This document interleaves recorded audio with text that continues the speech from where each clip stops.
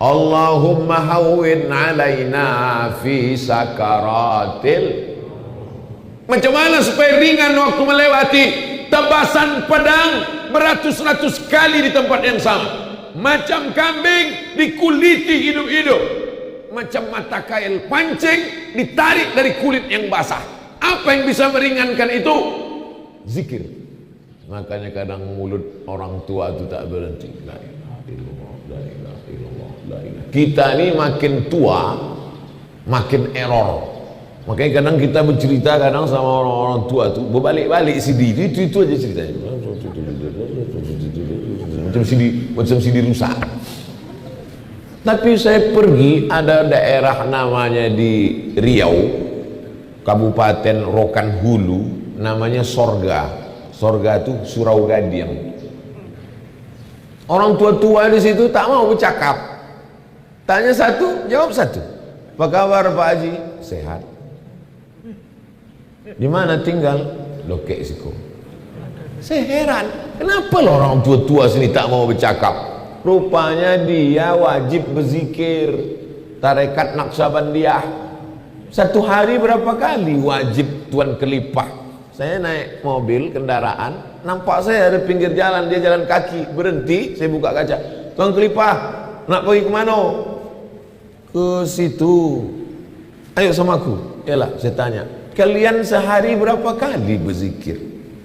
5 gitu. Hah, sikit betul, 5.000. Patutlah mulutnya diam. Kenapa? Karena dia punya target sebelum 5.000 dia tak bercakap. Tuh maka tasbihnya itu panjang 100, di ujungnya ada mata 10. Maksudnya asal udah 100, 200, 300, 400, 500, 600, 700, 800, 900, 1000. Nanti habis itu ada lagi 10 besar. Maksudnya apa? Supaya dia bisa target 5.000, 10.000 sehari, diwajibkannya dirinya. Karena kalau tidak, mulut kita ini asiklah membahas apa-apa tak tentu arah, maka hati lalai mati dalam keadaan lupa. Ini pintu yang pertama. Kalau di pintunya aja udah gagal, tak akan masuk ke dalam. Naik pesawat. Nih mau pulang saya nanti siang nih. Doakan supaya jangan sampai gagal masuk pintu pesawat. Delay, salah masuk pintu pesawat, salah, terlambat datang. Pintu pertamanya mesti husnul khotimah. Habis masuk pintu pertama. Setelah itu lalu kemudian masuklah ke liang lahat. Di Batam nih orang meninggal pakai keranda atau lahat? Kalau keranda kotak, dimasukkan orangnya ke dalam kotak. Tapi kalau lahat digali pinggir kubur itu, buat lubang kecil, lalu kemudian hidung jenazah itu menyentuh dinding.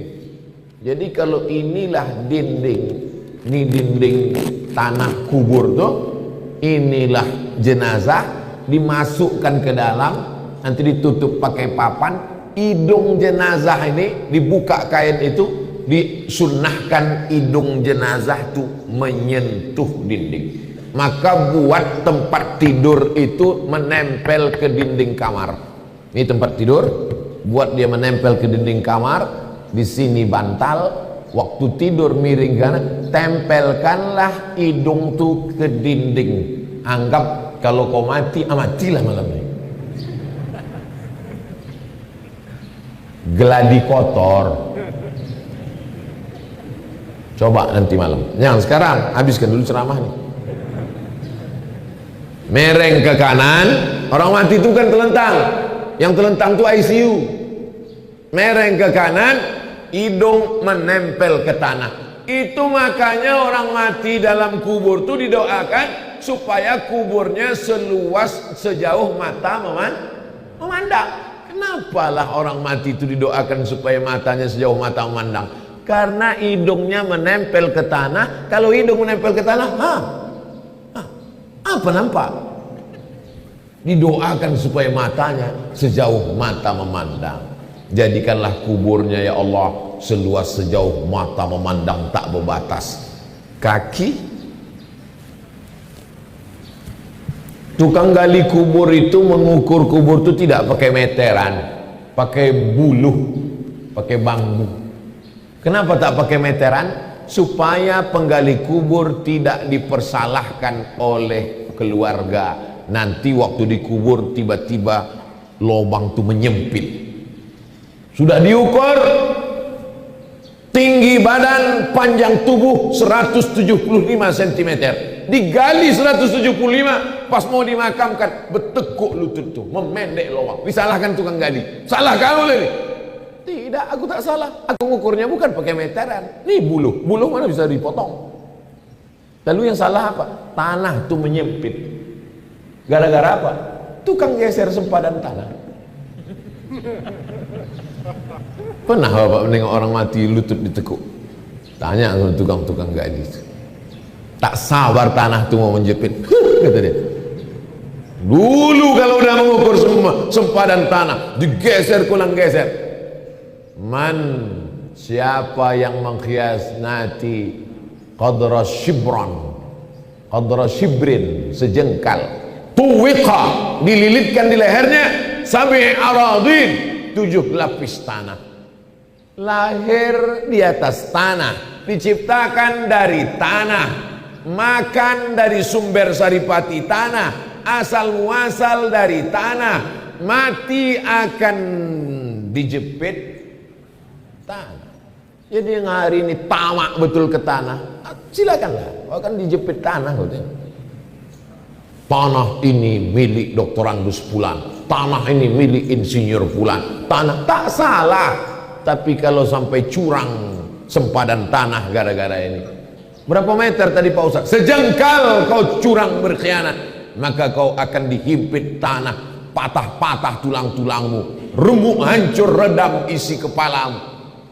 Belum lagi azab mungkar nakir. Makanya tadi sebelum salam, Allahumma inni a'udzubika min azabi jahannam wa min azabil qabri. Jauh dari azab kubur. Apa yang bisa menyelamatkan diri dari azab kubur ini? Ada dalam Quran. Laula akhartani ila ajalin qarib.